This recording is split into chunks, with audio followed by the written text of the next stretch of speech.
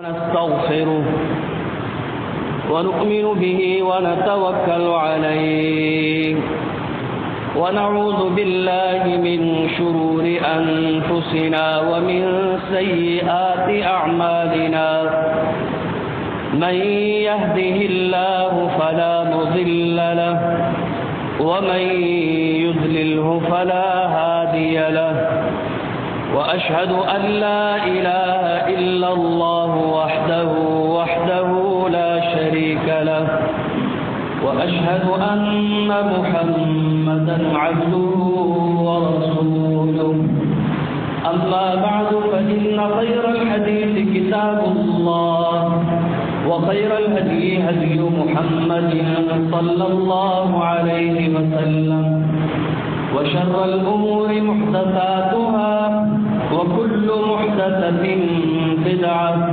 وكل بدعة ضلالة وكل ضلالة في النار. أعوذ بالله السميع العليم وبوجهه الكريم وسلطانه القديم من الشيطان الرجيم. إياك نعبد وإياك نستعين. رب اشرح لي صدري ويسر لي أمري واحلل عقدة من لساني يفقهوا قولي. اللهم صل على محمد وعلى آل محمد كما صليت على إبراهيم وعلى آل إبراهيم إنك حميد مجيد. اللهم بارك على محمد وعلى آل محمد كما باركت على إبراهيم وعلى آل إبراهيم إنك حميد مجيد.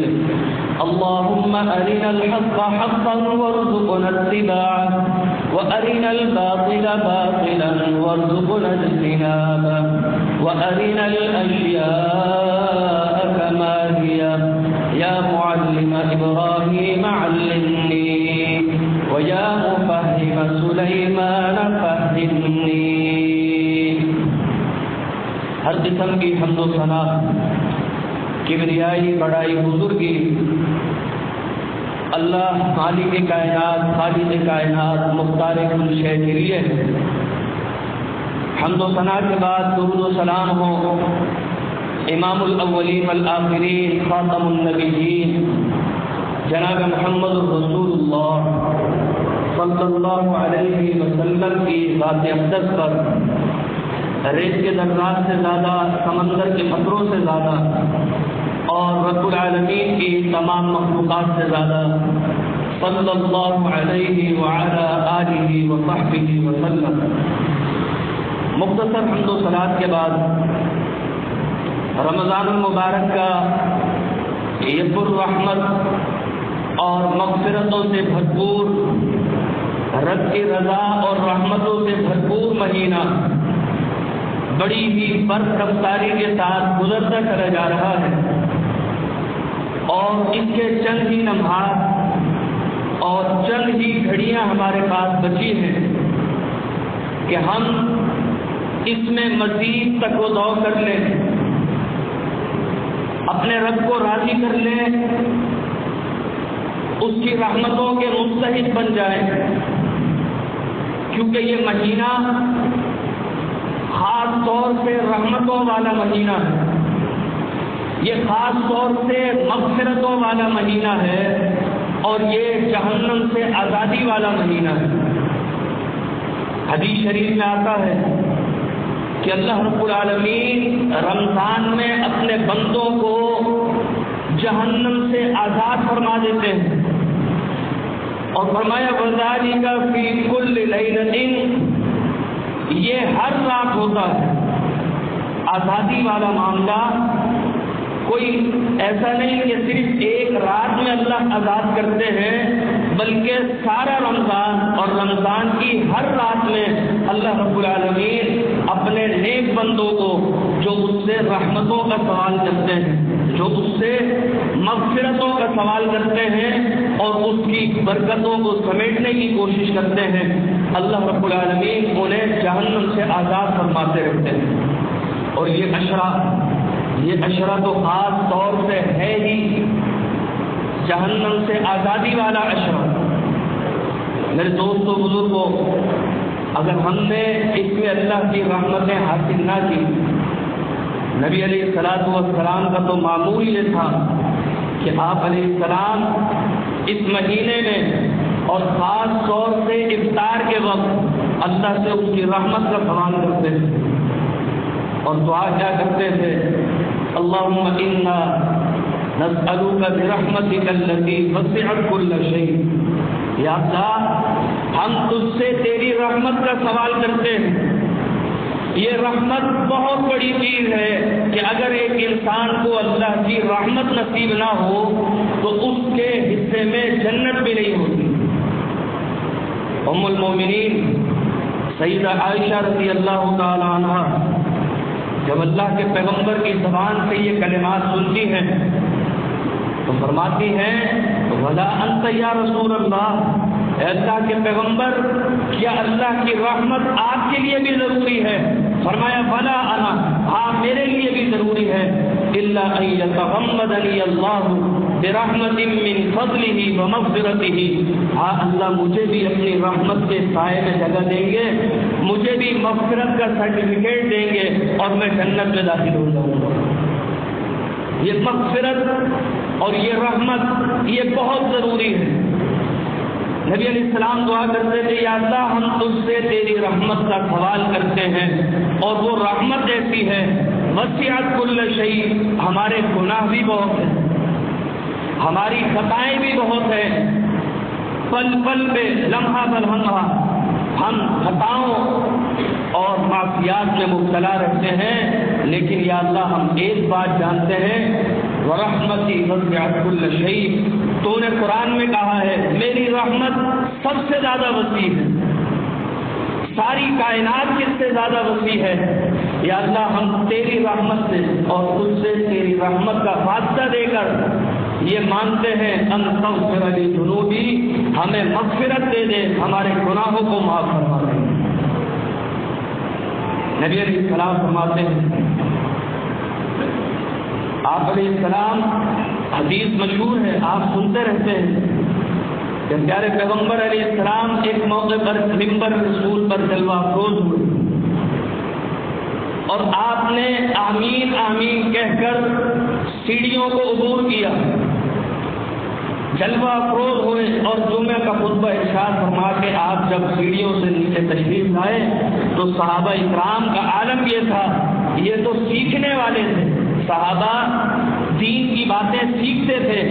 فرمایا اللہ کے پیغمبر آج ہم نے الگ معاملہ دیکھا ہے، آپ اوپر چڑھتے ہوئے اللہ اکبر پڑھتے ہیں لیکن آپ نے آج آمین آمین کہی ہے۔ فرمایا میرے صحابہ، میرے پاس جبریل امین تشریف لائے تھے اور انہوں نے 3 بد دعائیں کی تھی۔ ایک بد دعا یہ کی تھی، رحم انف امرئ، اللہ اس شخص کو تباہ و برباد کر دے، من ادرک رمضان فلم یغفر لہ، رمضان کا مہینہ پا لیا، اس نے 30 روزے بھی رکھے، اس کو اللہ نے لیلۃ القدر حاصل کرنے کا موقع بھی دے دیا، فلم یغفر لہ، لیکن وہ اپنی مغفرت نہیں کرا سکا، اللہ ایسے شخص کو تباہ و برباد فرما دے۔ قل آمین، جبریل امین فرماتے ہیں اللہ کے پیغمبر آمین کہیے۔ نبی علیہ السلام فرماتے ہیں فقلت آمین، میں نے اس لیے آمین کہی۔ تو اللہ کی رحمت، اللہ کی مغفرت بہت ضروری ہے اور اس مہینے میں اپنے آپ کو جہنم سے آزاد کرانا بھی بہت ضروری ہے۔ گزشتہ ہماری گفتگو عبادت کے مفہوم کے حوالے سے ہو رہی تھی کہ عبادت یہ عبد سے نکلا ہے اور عبد کہتے ہیں غلامی کو۔ اگر اس کے مفہوم کو مزید وسعت دی جائے تو عبادت ہر اس کام کو کہتے ہیں کہ جو رب کی رضا کے لیے، اللہ کی خوشنودی کے لیے عمل کیا جائے، ہر اس کام کو عبادت کہتے ہیں۔ اگر اللہ کو راضی کرنے کے لیے نماز پڑھی جائے تو وہ نماز عبادت ہوتی ہے۔ اگر رب کو راضی کرنے کے لیے تلاوت کی جائے قرآن مجید کی تو وہ تلاوت کرنا عبادت ہوتی ہے۔ اگر رب کو راضی کرنے کے لیے، لوگوں کو تکلیف سے بچانے کے لیے راستے سے پتھر ہٹا دیا جائے تو وہ پتھر ہٹا دینا وہ عبادت ہو جاتا ہے۔ اگر رب کو راضی کرنے کے لیے ایک انسان دوسرے کا ساتھ دیتا ہے تو دوسرے کا ساتھ دینا، دوسرے کی ہیلپ کرنا، یہ عبادت بن جاتا ہے۔ اگر رب کو راضی کرنے کے لیے ایک انسان اپنا مال اللہ کی راہ میں خرچ کرے تو وہ اس کا خرچ کرنا وہ عبادت بن جاتا ہے، کیونکہ اس نے ایک تصور ذہن میں رکھا ہے۔ وہ تصور کیا ہے کہ میں اللہ کا غلام ہوں، میری جان، میری عزت، میری آبرو، میرا مال و دولت سب اللہ کے لیے ہے۔ اب اگر میں یہ ساری چیزیں اللہ کی رضا کے لیے نچھاور کر دوں تو میرا ہر وہ عمل عبادت کے ذمرے میں آ جاتا ہے۔ یہی وجہ ہے کہ ہم نمازوں میں کہتے ہیں التحیات للہ والصلوات والطیبات، یا اللہ بدنی عبادتیں جتنی بھی ہیں وہ تیرے لیے ہیں۔ اب انسان اپنے اعضاء و جوارح سے جو بھی کام کرے اللہ کو راضی کرنے کے لیے شرط یہ ہے کہ وہ للہ ہو، وہ اپنی مرضی سے نہ کیا ہو بلکہ رب کی مرضی سے کیا ہو۔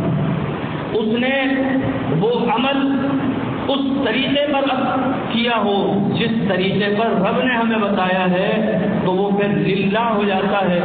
بدنی عبادتیں تیرے لیے، قولی عبادتیں تیرے لیے، والطیبات یا اللہ مالی عبادتیں بھی تیرے لیے۔ یہ زکوٰۃ یہ ایک مالی عبادت ہے، یہ صدقہ یہ ایک مالی عبادت ہے، اور اس کے کرنے والے کے ذہن میں جو احساس پیدا ہوتا ہے وہ یہ ہے کہ وہ اپنے آپ کو اللہ کی غلامی میں لگانے والا بن کر ہی خرچ کرتا ہے، اس لیے کہ یہ مال انسان کی محبوب چیز ہے۔ وَتُحِبُّونَ الْمَالَ حُبًّا جَمًّا، یہ انسان مال سے بہت محبت کرتا ہے۔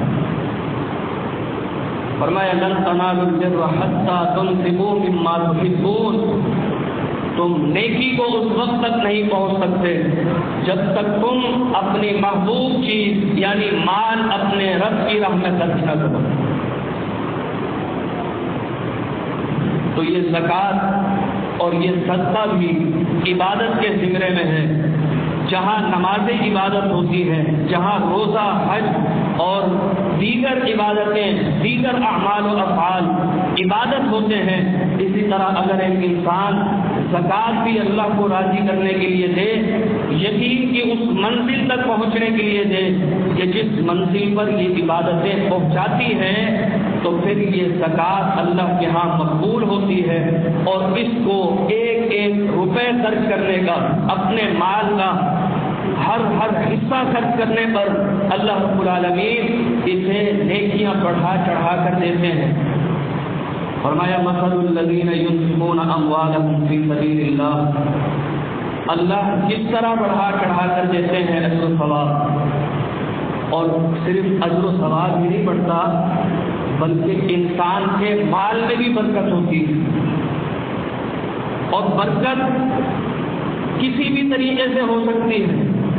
کبھی ایسا ہوتا ہے کہ اللہ مال خرچ کرنے والے کو کاروبار میں ایسا پروفٹ دلا دیتے ہیں کہ اس کے وہم و گمان میں بھی نہیں ہوتا کہ مجھے اتنی بچت ہو جائے گی۔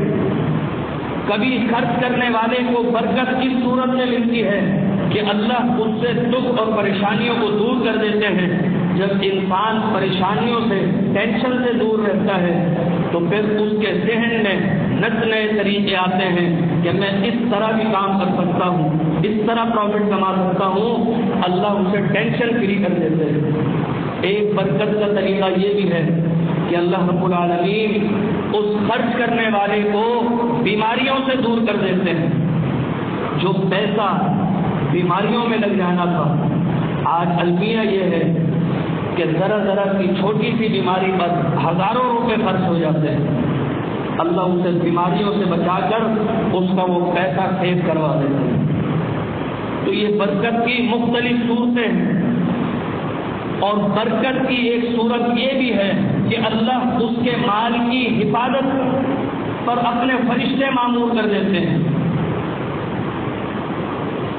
کہیں چوری ہو جاتی ہے، وہ محنت سے کمایا ہوا مال وہ ختم ہو گیا چند ہی منٹوں میں، چور لے اڑے سارا مال۔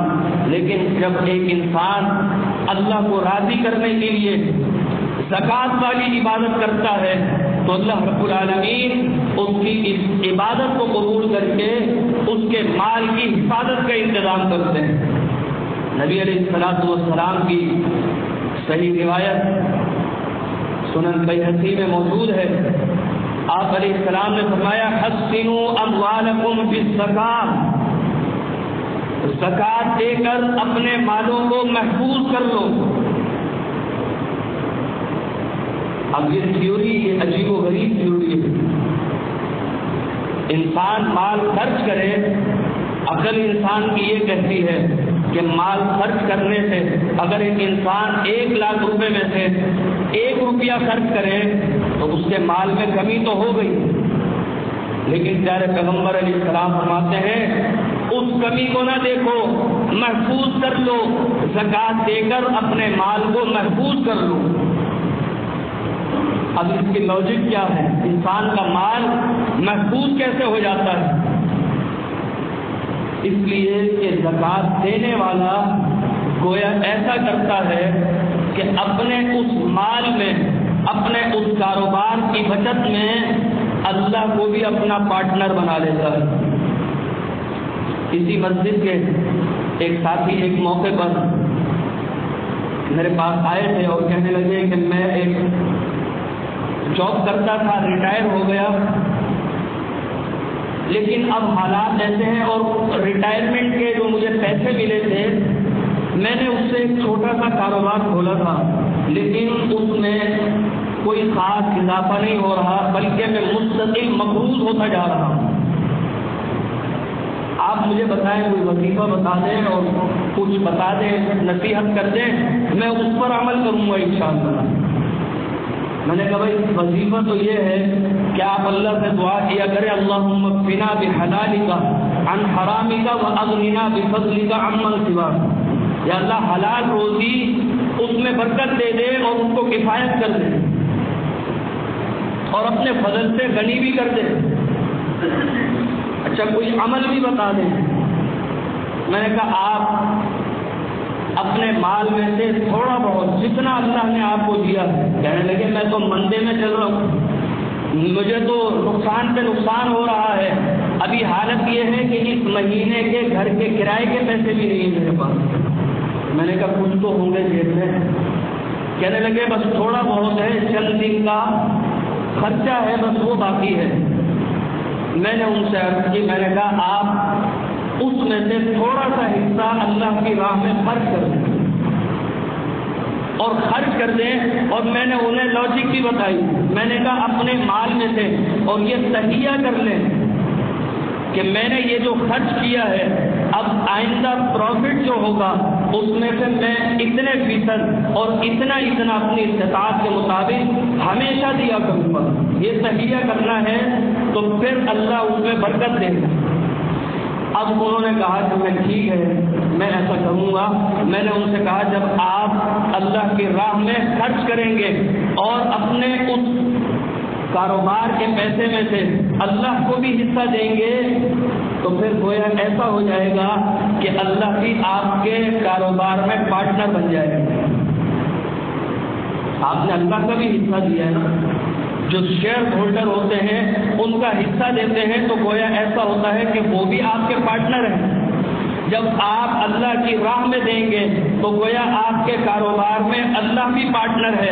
اب میرے دوستوں بزرگوں، جس کا پارٹنر اللہ بن جاتا ہے اس کے کاروبار کو کوئی نقصان نہیں پہنچا سکتا، کیونکہ وہ اب اللہ کا کاروبار ہے۔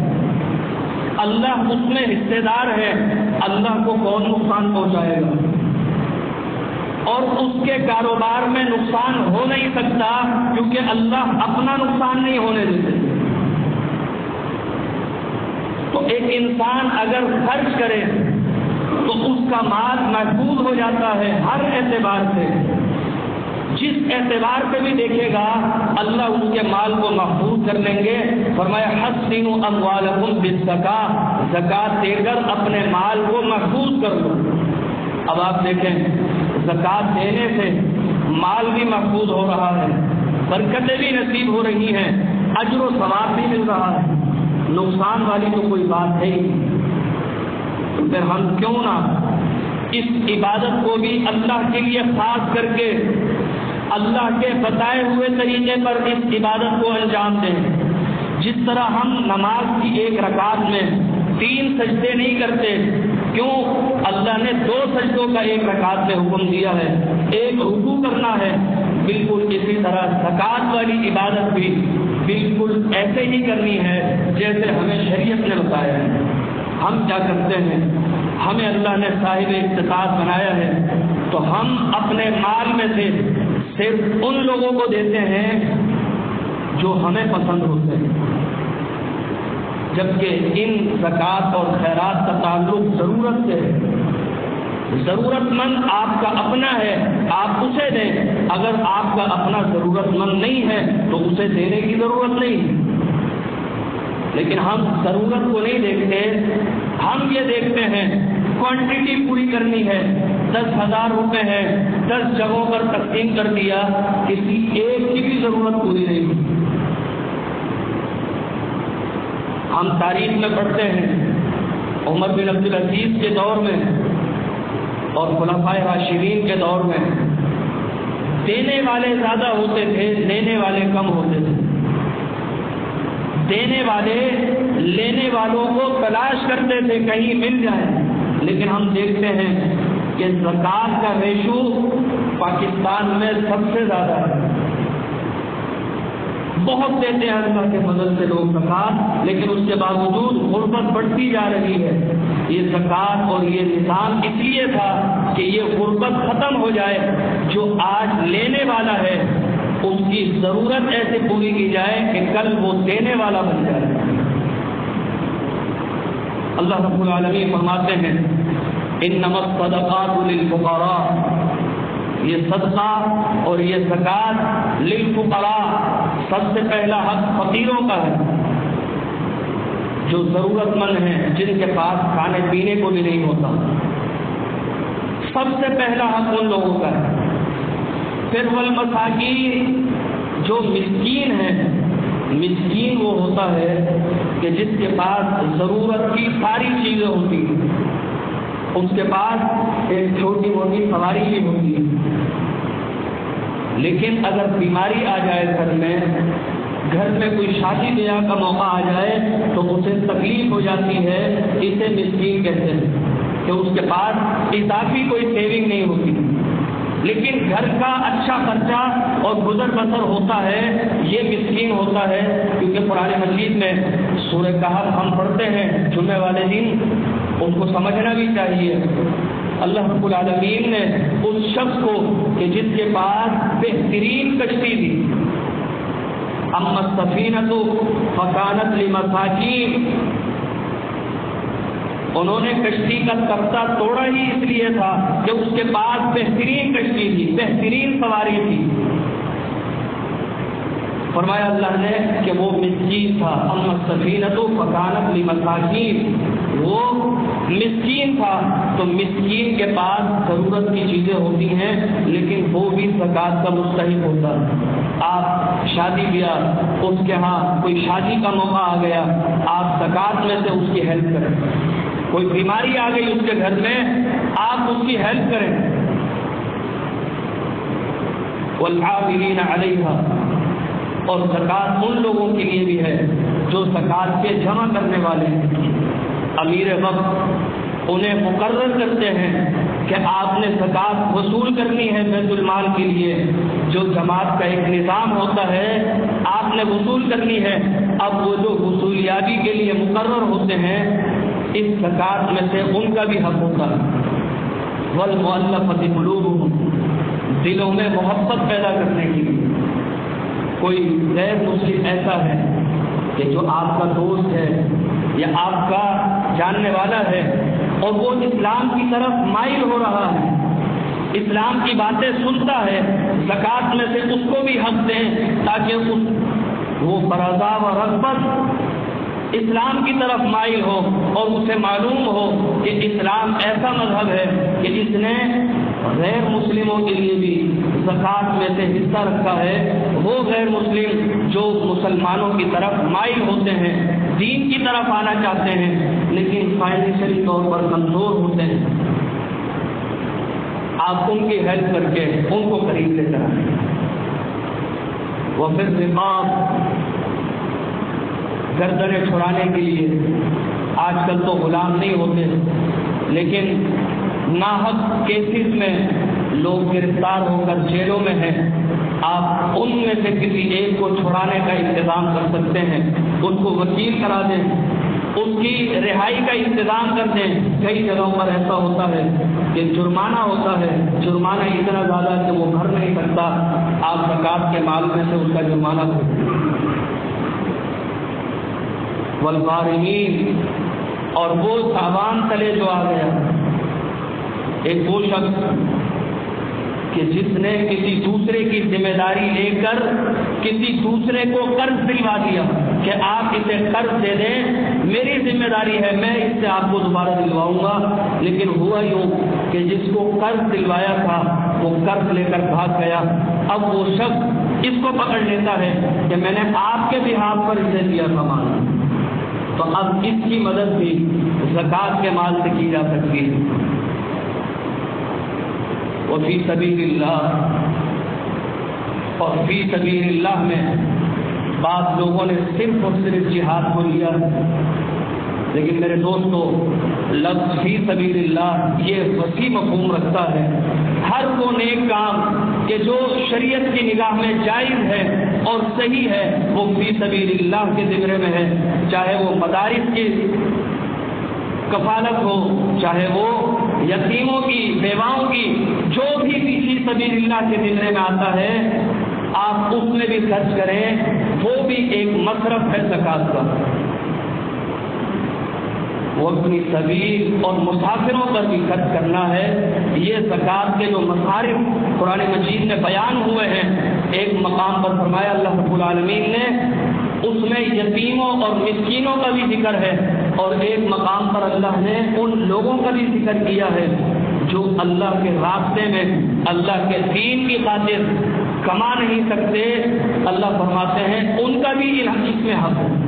فرمایا للفقراء الذین احصروا فی سبیل اللہ، جو اللہ کے کاموں کی وجہ سے، دین کی خدمت کی وجہ سے، کہیں استاد ہیں، کہیں امام ہیں، کہیں مؤذن ہیں، کہیں مبلغ ہیں، کہیں کوئی استاد ہیں، کہیں کوئی تصنیف و تالیف کا کام کرنے والا کوئی دینی رائٹر ہے، آپ اس کی بھی ہیلپ کریں، اس لیے کہ یہ وہ لوگ ہیں کہ جو فی سبیل اللہ میں اتنے مصروف ہوتے ہیں کہ انہیں کاروبار کا ٹائم بھی نہیں ملتا۔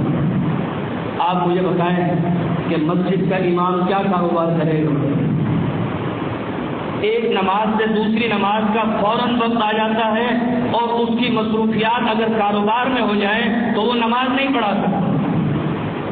مؤذن اپنی ڈیوٹی پوری کرے گا، ایک استاد صبح سے لے کر شام تک اگر نہ پڑھائے تو وہ پھر تعلیم کیسے دے گا لوگوں کو؟ اگر ایک مصنف تصنیف کا کام نہ کرے تو پھر لوگوں کی رہنمائی کرنے والا کون ہوگا؟ فرمایا للفقراء الذین احصروا فی سبیل اللہ، جو محصور ہو جاتے ہیں، محدود ہو جاتے ہیں اللہ کے راستے میں کام کرنے کے لیے۔ اور فرمایا یحسبهم الجاہل اغنیاء من التعفف، لوگ جو لا علم ہوتے ہیں، لوگ انہیں سمجھتے ہیں ارے میاں انہیں کیا ضرورت، انہیں کیا ضرورت، میں پچھلے سال بلکہ اس سے بھی پچھلے سال ایک جگہ تراویح پڑھاتا تھا. وہاں کے متولی بڑی ہی شیخی لگاتے ہوئے تشریف لائے اور کہنے لگے آج میں نے اتنا راشن بانٹ دیا قاری صاحب. میں نے ان سے کہا اللہ قبول کرے، بہت اچھی بات ہے، آپ نے راشن بانٹ دیا، یہ تو لوگوں کی ہیلپ ہو گئی. وہاں کے امام صاحب بیٹھے ہوئے تھے. میں نے ان سے کہا آپ بتائیے گا انہوں نے آپ کو بھی دیا ہے؟ فوراً وہ کہنے لگے ارے امام صاحب کو کیا ضرورت ہے، انہیں کیا ضرورت ہے. میں نے ان سے کہا آپ اس جگہ بانٹ رہے ہیں جہاں آپ کی واہ واہ ہوگی، آپ انہیں دے رہے ہیں جو آپ سے ساری زندگی دب کے رہیں گے. یہ امام، یہ مؤذن اور یہ خطیب اور یہ جتنے استاد اور یہ رائٹر جو بھی ہیں جنہوں نے اللہ کے لیے اپنے آپ کو وقف کر دیا ہے، ان کا بھی حق ہے. فرمایا یحسبهم الجاہل اغنیاء، لوگ سمجھتے ہیں یہ مالدار ہیں لیکن مالدار نہیں ہوتے. صاف ستھرے کپڑے پہننا ان کی مجبوری ہوتی ہے، نماز پڑھانی ہے اسے، اس کے کپڑے اجلے ہوئے ہوں، وہ استاد ہے، اس کی ٹوپی صاف ہو، اس کا رومال صاف ہو، لوگ دیکھتے ہیں ارے کاٹن کے کپڑے پہنا ہوا ہے، اس کو کیا ضرورت ہے. کہنے لگے انہیں کیا ضرورت ہے. میں نے کہا کہ امام کا پیٹ نہیں لگا ہوا، امام کی اولاد نہیں ہے، اس کا گھر بار نہیں ہے. فوراً شرمندہ سے ہو گئے. آج المیہ یہ ہے کہ ہم نے اس عبادت کو بھی عادت بنا لیا ہے. اگر یہ عبادت اللہ کے لیے نہیں ہے تو میرے دوستو یہ صرف ایک عمل ہے، عبادت کا درجہ نہیں رکھے گی. اگر ہم نے یہ عبادت اللہ کو راضی کرنے کے لیے کی ہے تو وہ تمام مصارف ہمیں دیکھنے ہیں اور ان مصارف میں بھی جہاں ضرورت ہے وہاں دینا ہے. بعض دفعہ ایسا ہوتا ہے کہ قرآن میں حدیث میں بہت سارے مصارف ذکر ہیں لیکن اس میں کئی مصارف ایسے ہیں کہ جہاں ضرورت نہیں ہے آپ دوسرے مصارف میں لیں. تعرفهم بسیماهم، فرمایا لیکن تم میں سے کچھ لوگ ایسے ہوں گے جو چہرہ شناس ہوں گے، وہ ان لوگوں کی چہروں کو دیکھ کر سمجھ جائیں گے کہ یہ ضرورت مند ہے، اسے ضرورت ہے. لا يسألون الناس الحافا، فرمایا یہ دیندار لوگ یہ لوگوں سے چپک کے مانگتے نہیں ہیں حاجی صاحب مجھے بھی دے دیں، مجھے بھی دے دیں، اللہ کے نام سے دے دیں. فرمایا یہ چپک کے نہیں مانگتے، اس وجہ سے لوگ انہیں غنی سمجھتے ہیں. میرے دوستو بزرگوں، اگر ہم یہ چاہتے ہیں کہ یہ عبادتیں ہم اللہ کے لیے کر رہے ہیں تو پھر یہ عبادت کا طریقہ یہ ہے کہ اس جگہ پر یہ مال خرچ کیا جائے جہاں رب نے بتایا ہے. جتنا رب نے بتایا ہے اتنا ہی خرچ کیا جائے، اس لیے کہ یہ عبادتیں ہمیں اس منزل تک پہنچانے کے لیے ہیں اور وہ منزل اللہ پر یقین ہے، قیامت پر یقین ہے. قیامت کی آمد کا اگر یقین ہو تو ایک انسان اپنی آخرت کی فکر کرتے ہوئے کبھی بھی اپنے مال کو ایسے ضائع نہیں کرے گا، اپنی من پسند جگہوں پر خرچ نہیں کرے گا بلکہ رب کی پسند والی جگہوں پر خرچ کرے گا. اللہ رب العالمین فرماتے ہیں یا ایھا الذین آمنوا لا تبطلوا صدقاتکم بالمن والاذی، اے ایمان والو اپنے مال کو اور اپنی اس عبادت کو باطل نہ کرو. اتنی محنت سے کماتے ہو اور پھر اسے ضائع بھی کر دیتے ہو. بالمن والاذی، کسی کو دیا ہے احسان جتا دیا، والاذی یا خرچ ایسا کیا ہے کہ اس کو کسی طرح تکلیف پہنچے.